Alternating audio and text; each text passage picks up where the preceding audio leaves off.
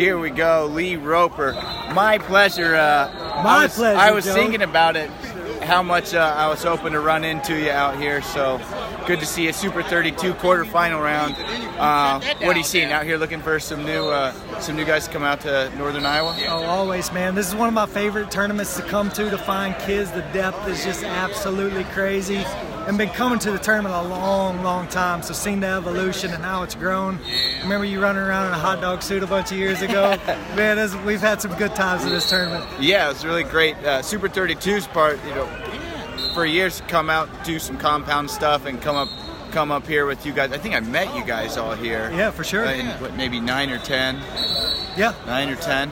So yeah, tell me what's going on at this event that's brought to where it is. You've been here since 2009. Is that your first? 2000. What was my first year coaching? 2008. That was my first year coming out here. And talk about the growth of this event and how it's able to. I mean, it was good then. It's amazing now. Why is it drawing people and the competition it does? Well, you just said it, the competition. The depth of the tournament's incredible, and this is the premier folk style event now. This is where all the toughest kids come, and I mean, if you're recruiting for college, it's the best thing because we coach folk style wrestling. So Fargo's great, and you see the translation from freestyle to that, and that's all great, but to see the direct correlation to what we're looking for, the mat game, it's just the best place to come and see kids. And then you always have a few guys that jump out and knock off ranked guys, and your list of recruits that you got to target just grows and grows. It's incredible depth, man. All right, let's get to the meat and potatoes. One of my favorite things about you, Lee, is your willingness to accept that, hey, other people are better at this, or I have something to learn from everybody. And so I always feel like you've been able to grow at a higher pace or more effectively than most people. What's the latest aha moment or something that you learned that you're going to start applying, or a mindset, whatever it might be? Certain athletes bring out a level in your coaching that others can't, as much as you want to give them to, and it's a personality click, right? So I'm going to use a weird kind of analogy. Everybody's found that guy or girl, right? That significant other that you just click with, that brings out the best in you, that makes your life better. Athletes are the same way. Yeah, talent's really important, athleticism's really important, skill's really important, but personality, the way they live their life, there's just certain things that make you click with an athlete. So figuring out what brings out the best in me, and the best in Doug, and the best in Randy, and best in B-Rob, and creating a profile for what makes us better as coaches, and going after that. Because once you pass a certain talent level, like what's the difference in the 25th ranked kid and the 54th ranked kid? Like probably not much, right? Most of these matches are 4-3. So really the difference in the kid is very negligible. So it's really finding the personality that brings out the best in you, and the athlete too. It fits, man. It's a symbiotic relationship between athlete and coach, and then finding the kids that fit in the place that your college is at. I mean, not every kid is going to like Cedar Falls, Iowa. There's a certain type of kid that likes that small family environment, the small town where you know everybody, and there's some kids that don't. And it's just finding the right fit, man. It's like going on and trying on a pair of shoes. You got to find the right size. You got to find the right width. It's the same thing as athletes. You got to find a lot of different variables to measure to find the guy that's going to come and really flourish in the environment that you create. So what kind of energy does it take, or how do you go about finding out if the wrestler has these aspects you're talking about?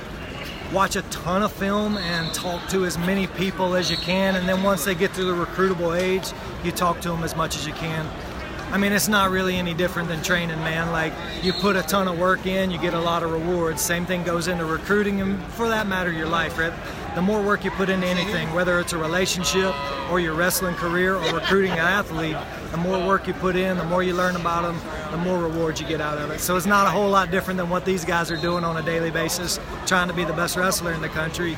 You just got to work to try and recruit too. So can you put like a percentage on it, like how important is that piece versus the training in the room piece? Is finding the right guys to have in the room, because that takes energy and time, versus the effort, energy that you spend actually developing their wrestling skills and mindset. That's the question, man. And when we turn this off, if you got the answer, tell me, because I think that's the secret that you got to figure out. And it depends on where you're at too. Like, every situation's different. Like, I mean, look at Penn State compared to the way we recruit. It's completely different. It's a different world, right? And look at us compared to like Fresno State. It's a different world because you're recruiting a different area, you're recruiting different types of kids. So I think it's different for everybody, man. And I think you got to figure out your unique situation.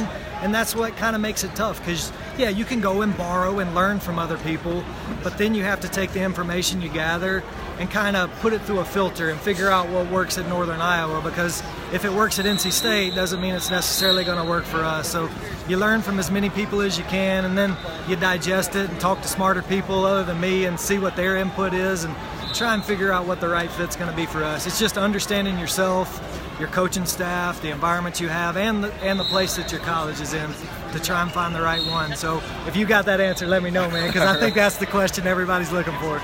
Sounds like I need to get into coaching if I figure it out. Absolutely. You'll have the secret. Just start a business and sell it to people. You'll make a ton of money. So, I mean, I think everybody has off days or days where they're not feeling motivated, but I also think I've never been able to see if that was the case for you. It always seemed like you're always excited and always ready to go, but do you like most people have those days where you're not feeling it for going into the wrestling? Yeah, man, everybody has those days, but I tell you, man, I was actually talking with my dad a lot, and he's like asking about how you're making the jumps and what is your advantage? What do you do better than other people? And I tell you, man, I'm really thinking a lot about it. Sometimes I'm too deep and analyze a little too much. It's just a quirk of my personality. But I think the thing that I have that's given me a huge advantage is how much I love it. I just love it, man. I love the sport. I love being around kids. I love being around technique. I love the recruiting. I love learning. I mean, I remember I started wrestling really in 8th grade is when I really got into it. And I remember coming home and my mom was like, "Oh, how was practice?" And I was like, "I found my people." That's what I told her. And it's just I found what I was going to do the rest of my life. Like, this is who I am. It's my personality. It makes me grow. It makes me better in everything that I do. So I just love it, man. I have those days that I'm not motivated, and it comes from frustration because you put a lot into it, and you know wrestling, man. You've been around it a long time. Sometimes it doesn't give you a whole lot back, and it like beats on you.